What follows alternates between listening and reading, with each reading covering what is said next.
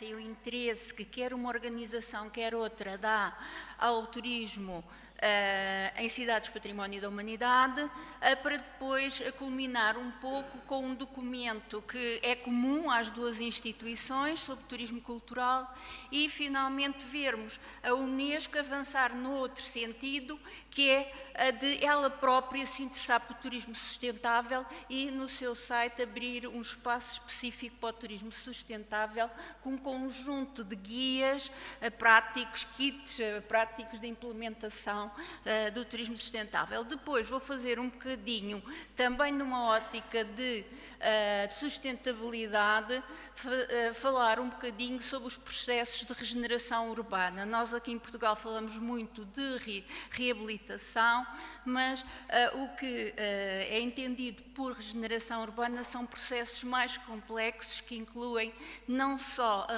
a reabilitação para a reposição da função residencial, como a revitalização do comércio tradicional e a descoberta de novas atividades que possam desenvolver economicamente as zonas históricas, e hoje aposta-se muito na cultura, nas indústrias culturais e criativas, e finalmente resolver os problemas ambientais, sociais, culturais que possam existir nesse local. E isso é que é hoje, digamos, o grande chapéu que nós partimos para as reabilitações.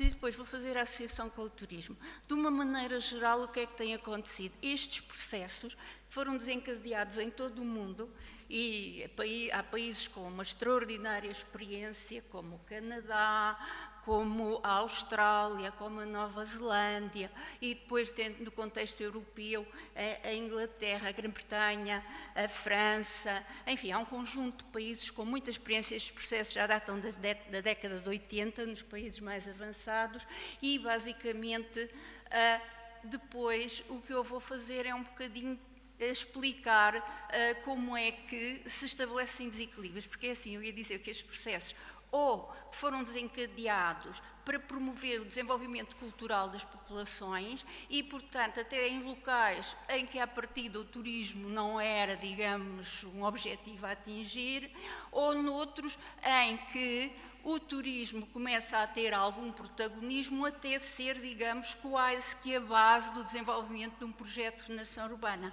E eu vou falar um bocadinho dos desequilíbrios que podem surgir e depois falar um pouco de uma alternativa ao turismo cultural, que eu considero que é aquela que se adequa mais à nossa região.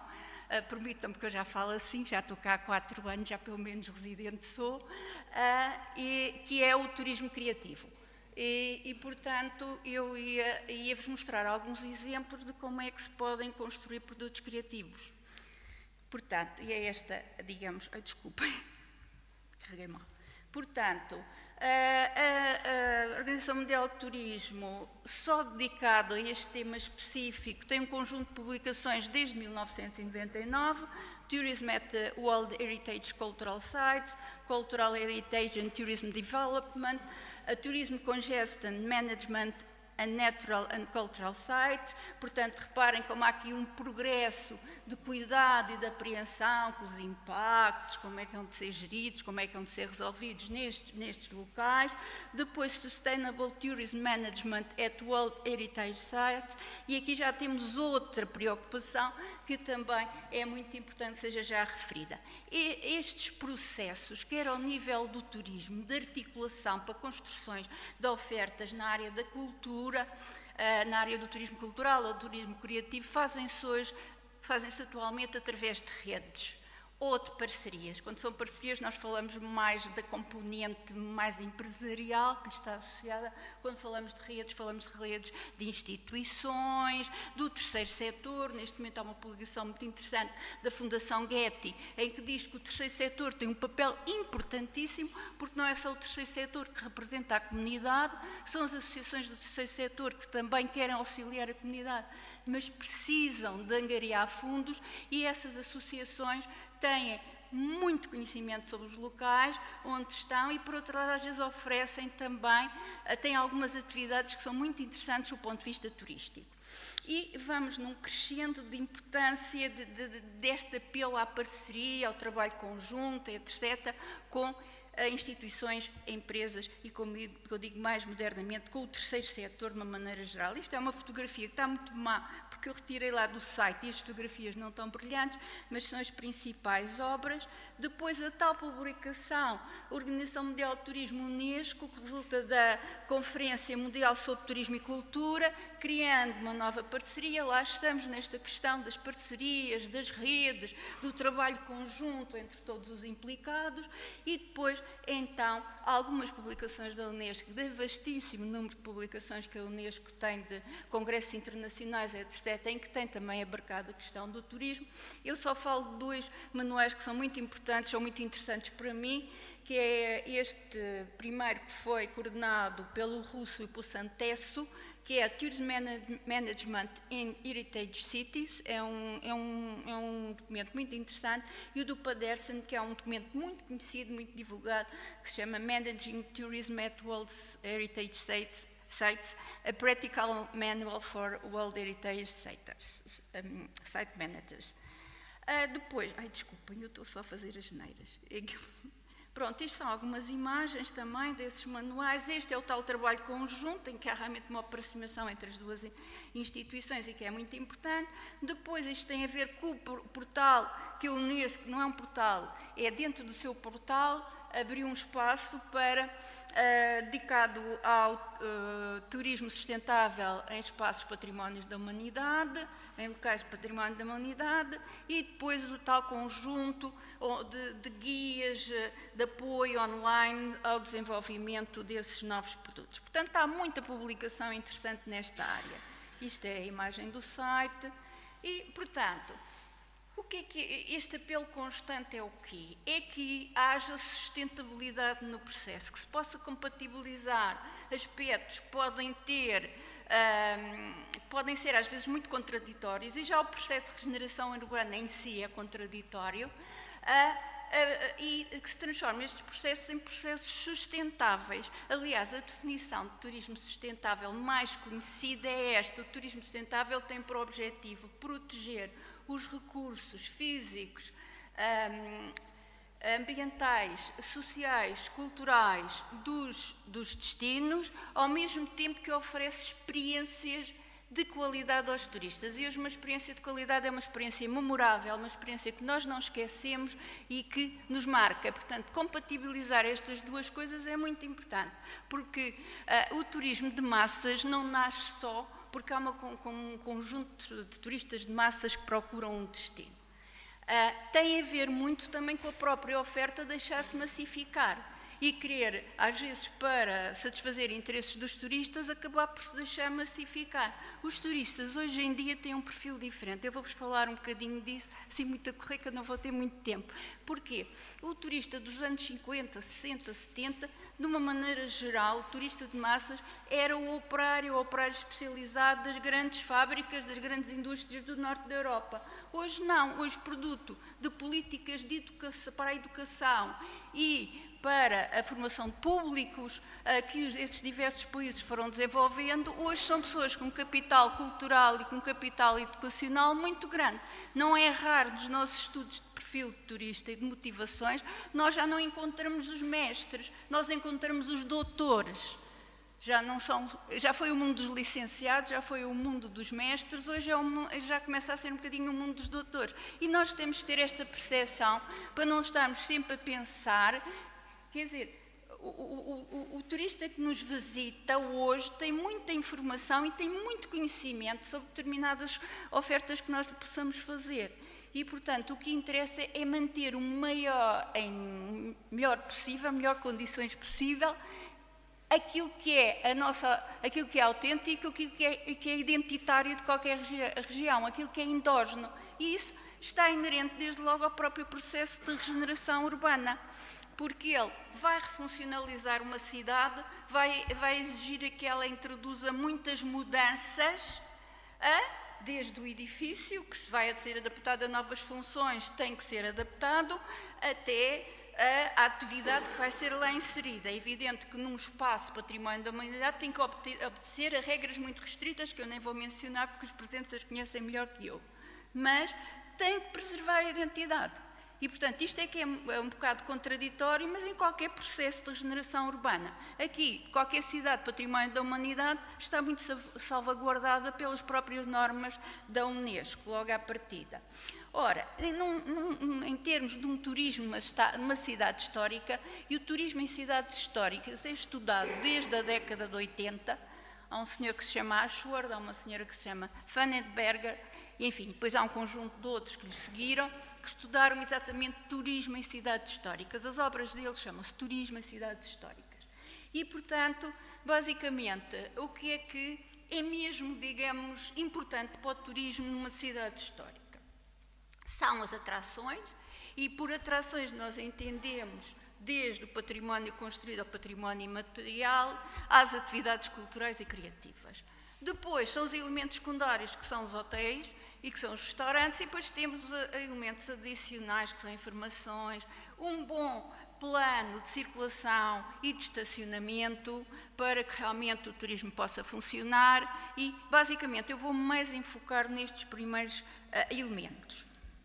Portanto, os autores que se dedicam ao turismo dizem que as atrações, agora estamos a falar em atrações, e de acordo com as suas áreas de conhecimento, uns são geógrafos, outros são da área, são gestores culturais, outros são pessoas ligadas ao planeamento urbano, e eles dizem que as atrações funcionam muito mais se estiverem juntas, mais juntas que separadas. Elas podem até eventualmente estar a haver aqui um conjunto de atrações, mais adiante outro conjunto, mas em conjunto elas funcionam melhor. E, portanto, os geógrafos chamam isto de precintos, Montgomery, que é um gestor cultural, chama isto de bairros culturais, e Maitland e Newman chamam isto de áreas culturais.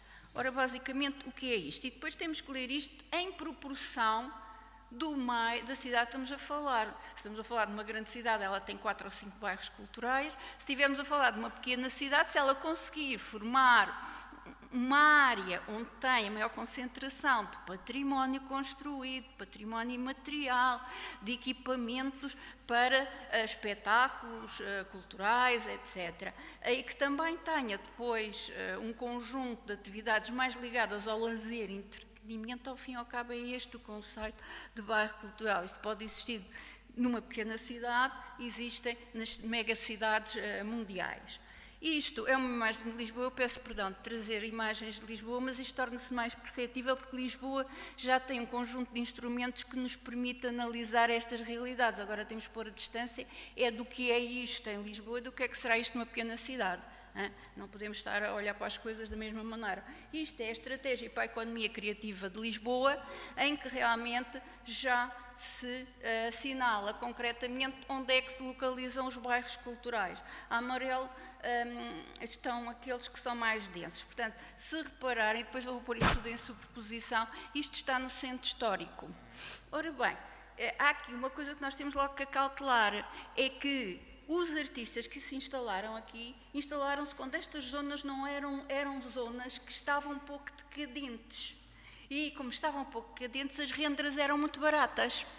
Ora bem, uma das cautelas que se tem que tomar em relação às atividades culturais e criativas, e que muitos países têm tomado, é que depois, quando estes terrenos foram apelativos para outras classes, nomeadamente, como já disse aqui o meu colega, em termos de classes médias e sobretudo de classes altas, que essas é que ainda vão introduzir mais problema, o preço dos terrenos vai crescer, isto tem muito a ver com a lei da oferta e da procura no âmbito da geografia da habitação, e então o que vai acontecer é que estes artistas às vezes não têm dinheiro para pagar as rendas. Como é que os outros países resolveram estes problemas? Alguns países fizeram o seguinte: como dispunham de alguns espaços, as câmaras, no centro histórico, permitiram que eles se instalassem lá e, mediante as declarações de rendimento, atribuíram-lhes rendas. Por exemplo, isto é uma estratégia, pode ser esta ou pode ser outra. Isto, o que é que acontece? Se nós não nos precavermos, eles acabam por se ir embora, porque não têm hipótese, são pequenas empresas de iniciativa, empreendedora, às vezes é só um ateliê de um arquiteto. Eles, quando fizeram um estudo em Dublin, as empresas maiores na área da cultura que tinham eram de 20 pessoas. E isto eram muito grandes, têm 2, 3, 4. pois eles não têm hipótese de pagar. E, portanto, o que é que acontece? Vão-se embora. E em que é que se transformam estes espaços? Transformam-se em espaços, como eu costumo dizer, em parques temáticos para ricos. E depois nem os ricos já gostam de lá de viver, porque aquela vida do café que os artistas fazem, da conversa, porque a cultura também tem a ver com isto, a meu ver, e perdoem-me, porque eu sou mesmo, não sou doutorada nesta área, e, portanto posso-me permitir alguns disparates. A cultura também tem a ver com esta vivência do cotidiano. Como é que as pessoas se comportam? Como é que elas convivem? Como é que elas estão? E muitas vezes eu, como turista, e como muitos outros turistas, eu, quando passo a condição de turista, não deixo de ser a pessoa que sou. Sou Ana Maria Alves Pedro Ferreira como turista. E, portanto, o que é que vai acontecer? Eu gosto, por exemplo, de me sentar no café a ver a vida a acontecer. Gosto de ver como é que as pessoas se mexem, como é que elas falam umas com as outras. Isto é cultura. O que é que comem? Como comem? Qual é a sua atitude à mesa? Qual é a sua atitude com os seus amigos? E, portanto, isto são aspectos muito interessantes que depois desaparecem muitas vezes e isto transforma-se em zonas. Isto são os eventos de Lisboa, ligados às atividades criativas, mas aqui, o Alentejo, para mim, tem uma grande hipótese. E eu já vou falar um bocadinho do que é a Unesco. Isto também são livros que foram contribuindo para esta consolidação da relação entre turismo e cultura. Este primeiro foi publicado nos anos 90 e se chama City Tourism and Culture, The European Experience. Depois temos 2 da OCDE que são muito interessantes, que é The Impact of Culture on Tourism, e depois o último, que é 2014, que também é da OCDE, que se chama Tourism and the Creative Economy. Estes livros estão muito ilustrados, este é de acesso gratuito, podem não importar, e o outro é um livro que não está ainda em acesso gratuito, mas eles têm muitos exemplos de muitos locais e de como é que foi feito em cidades maiores, mais pequenas, como é que estes problemas se resolveram. Então, eu estava dizendo que a própria Unesco também tem olhado com muita atenção estes aspectos da economia criativa. Aliás, ele publica todos os anos as estatísticas da economia criativa e, portanto, o que eu estava a dizer é que a nossa grande oportunidade, uma das nossas grandes oportunidades, tem a ver, por exemplo, com as artes visuais, aquilo que eu tenho me apercebido do Alentejo, e também das atividades ligadas ao artesanato. Nós temos muita, por via desta região não ter sido industrializada, não passou por outros processos, passaram as cidades, que eu não vou falar deles, senão não saímos daqui. Tem uma série de atividades tradicionais, desde a música, à dança, ao próprio artesanato, à gastronomia, etc., que são extremamente genuínas e que têm que ser rapidamente, na minha perspectiva, reincentivadas. Essa herança tem que ser transmitida às novas gerações. Porque eu, como dizia, e perdoem-me agora a ligeireza da conversa, eu penso que é muito mais interessante uma pessoa ser um artesão qualificado, que pode depois, a partir dessas próprias estratégias, dessa própria arte que aprendeu, criar. Vejam o que aconteceu à cortiça, por exemplo, que só servia para rolhas, e hoje serve para uma série de coisas.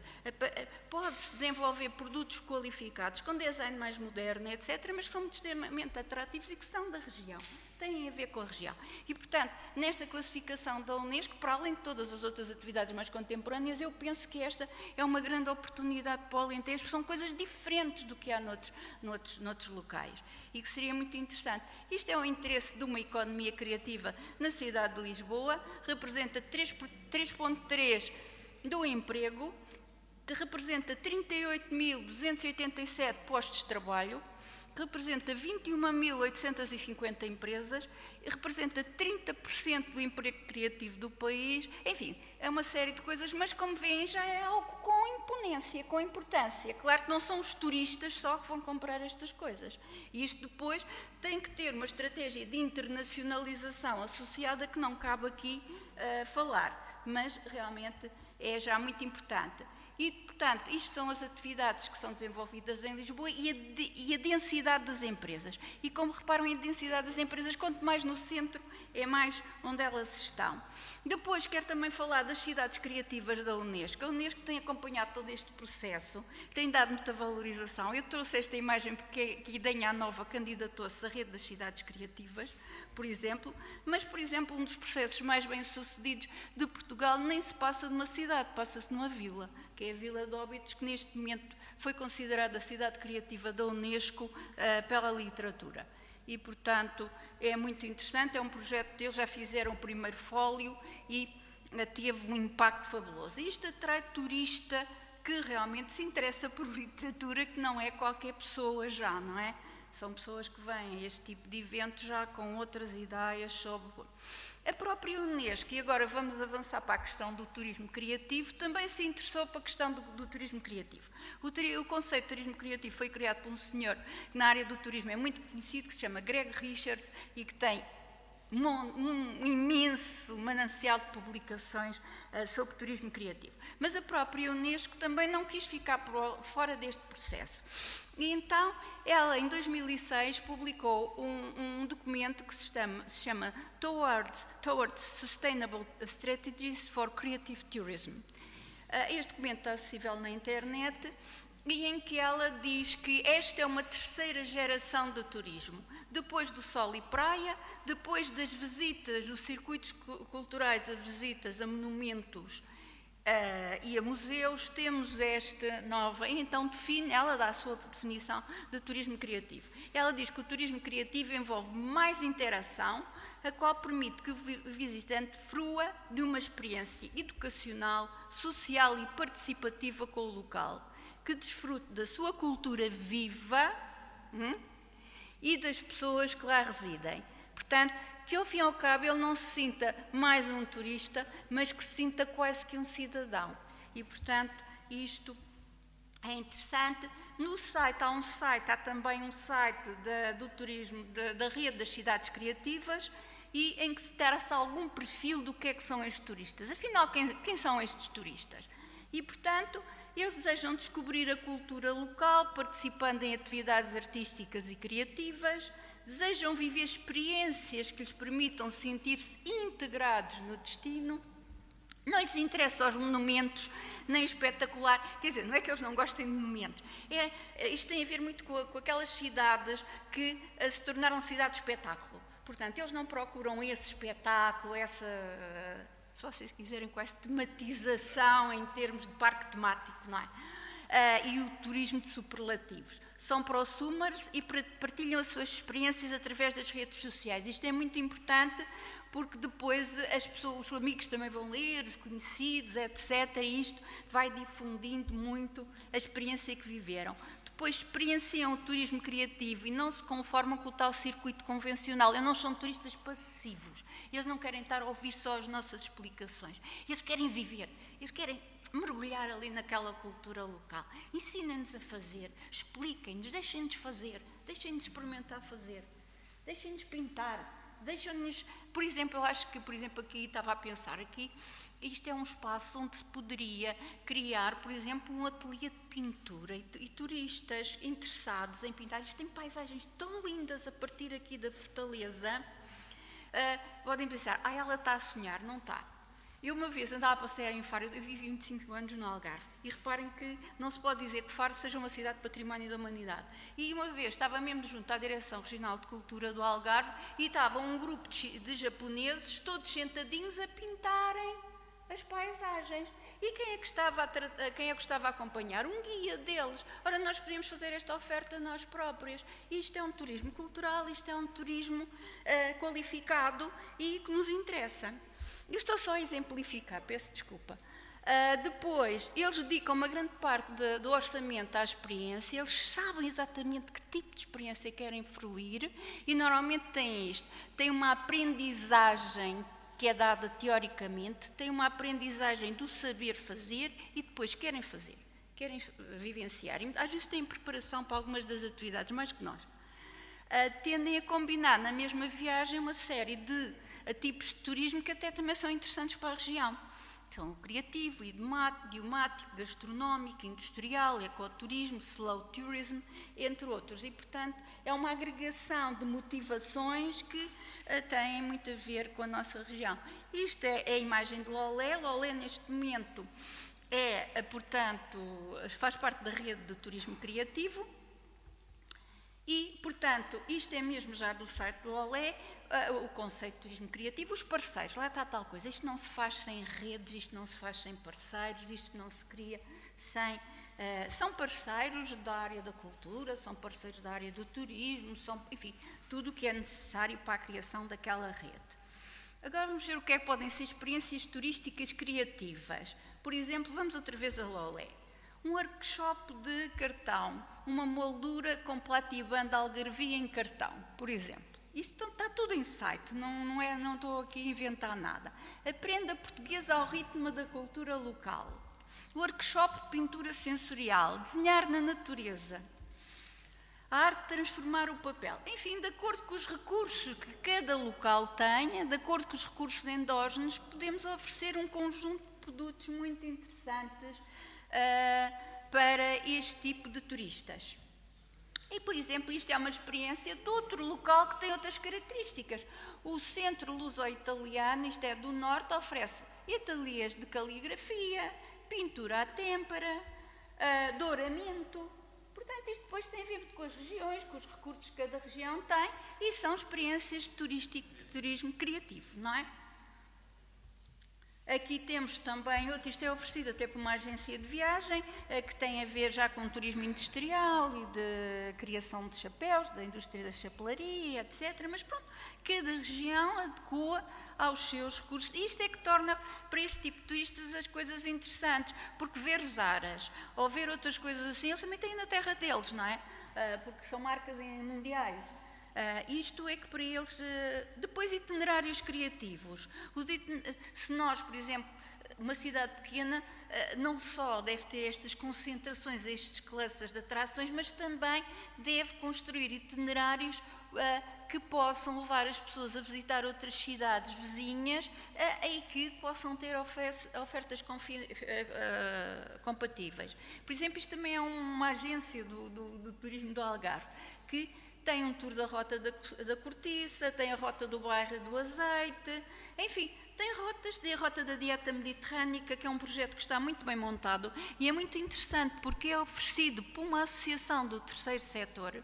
É a associação do terceiro setor que gera esta rota, que depois, não é esta, é da dieta mediterrânica.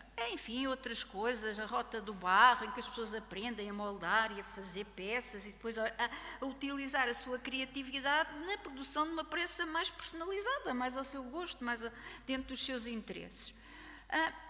E, portanto, os planos para o desenvolvimento das artes e das indústrias culturais e para as estratégias da economia da cultura envolvem sempre as atividades artísticas, os equipamentos e o turismo cultural. E aqui é que está a ciência depois de sabermos equilibrar cultura com turismo. Isto é muito importante, temos que o saber equilibrar, mas nós, se todos estivermos implicados num processo deste, e isto numa cidade pequena é mais fácil de fazer do que uma grande cidade, nós próprios somos os defensores daquilo que queremos que a nossa cidade seja em termos turísticos. E é muito mais fácil fazer uma cidade pequenina, pois nós podemos dirigir todas estas produções para mercados turísticos especializados, para operadores turísticos especializados e para associações. Para as associações dos professores, para as associações dos defensores do património, para as associações de indústrias culturais e criativas, etc. E a termos aqui pessoas que nos interessam em detrimento de outras que não nos possam interessar.